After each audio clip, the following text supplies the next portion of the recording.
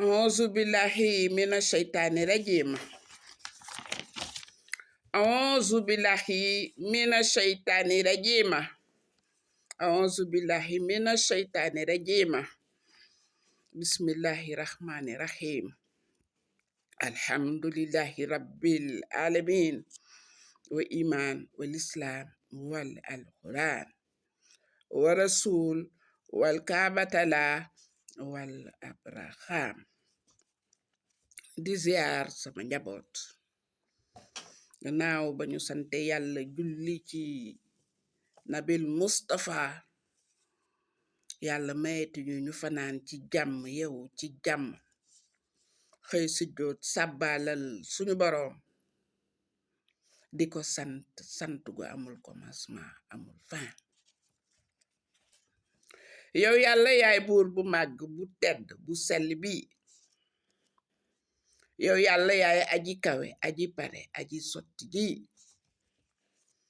yow yàlla yaay buur bu màndu yaa jara gëm yaa jara ragal yaa jara yaakaar yaa jara wéeru yaa jara wàkkirlu yaa jara ñaan yow yàlla yaa yeyoo si joot géej njaamu gi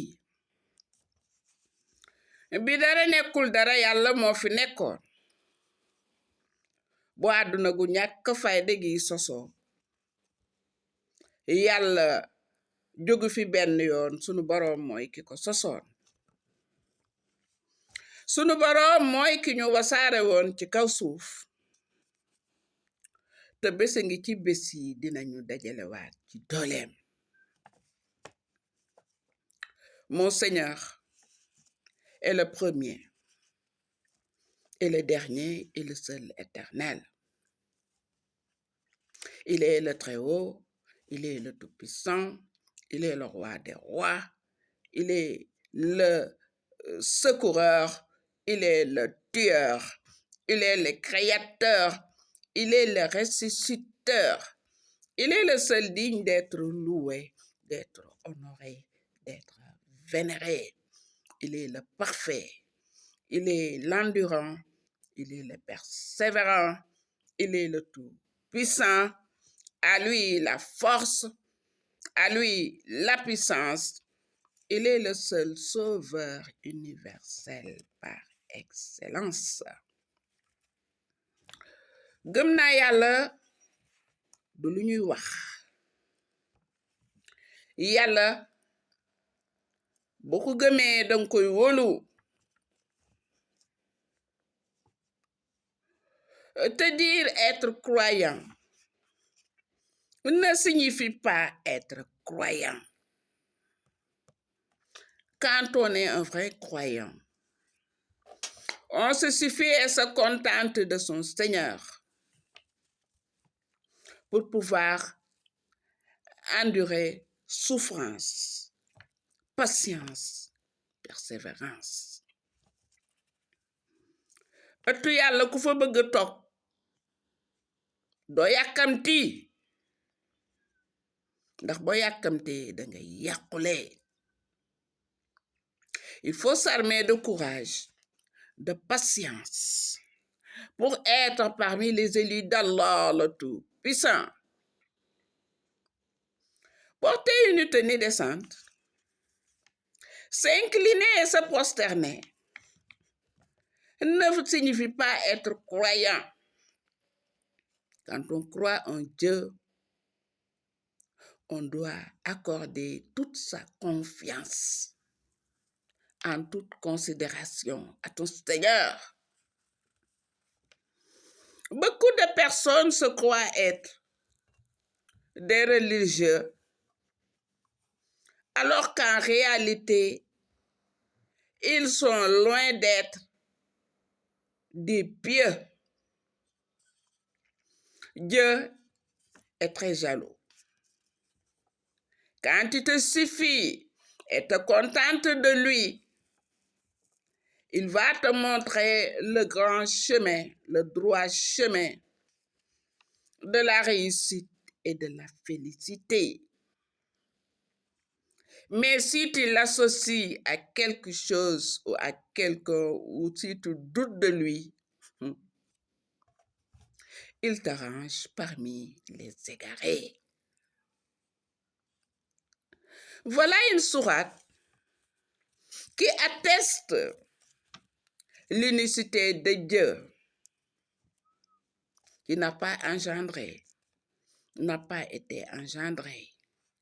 Il n'a pas de père, il n'a pas de mère, il n'a pas de fils, il n'a pas d'égal, il n'a pas d'égaux, il n'a pas de supérieur.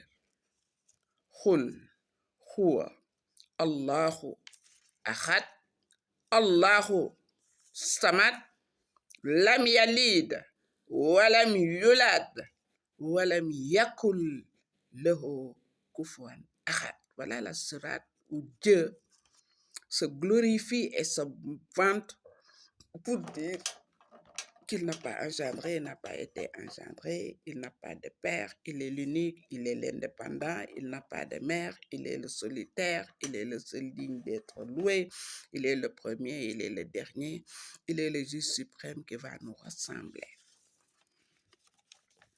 Yéen sama doom yi laay waxal yàlla mi la sàkk moo lay sàmm ngay màgg mu di la sàmm ngay dund mu di la sàmm duma jàng ba am ay diplôme war a tekki dimbali samay waajur may ñànki ku ñànki yàlla dalay lakk. Je vais vous offrir aujourd'hui une prière très simple.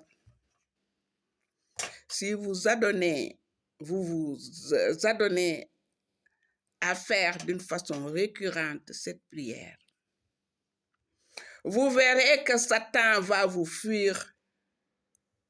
Et quand Satan s'en va, c'est le Tout-Puissant qui viendra loger dans ton cœur, dans ton esprit, pour te guider et te montrer le droit chemin. Yàlla dafa fuir. Cette prière que je vais offrir à l'humanité tout entière, c'est à cause de cette prière que j'ai l'audace et le courage de faire face à l'univers tout entier par le don et la bénédiction d'Allah. Mes proches, j'avais l'habitude de leur offrir ça, mais aujourd'hui, mon offre sera universel. Si je suis inspirée pour faire face à toutes les créatures humaines sans paniquer aucune, c'est grâce à cette prière.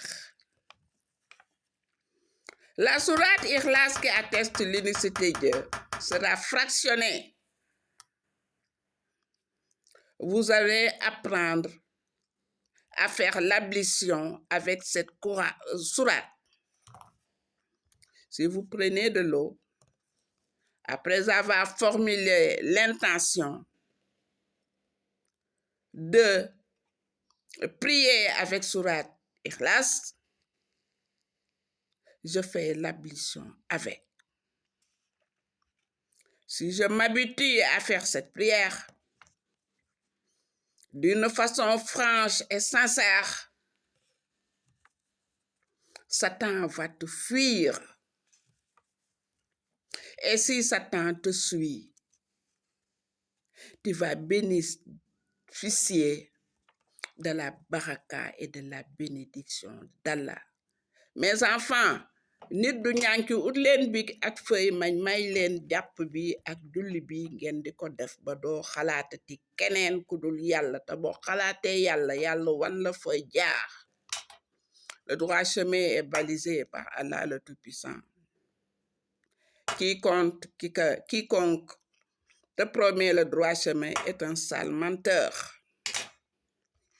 Suffis-toi de ton Seigneur, contente-toi de ton Seigneur et il va te montrer le grand chemin de la réussite et de la félicité. Yàlla kenn du ko gëm dañ koy wóolu. Ayez confiance à votre Seigneur et laissez Satan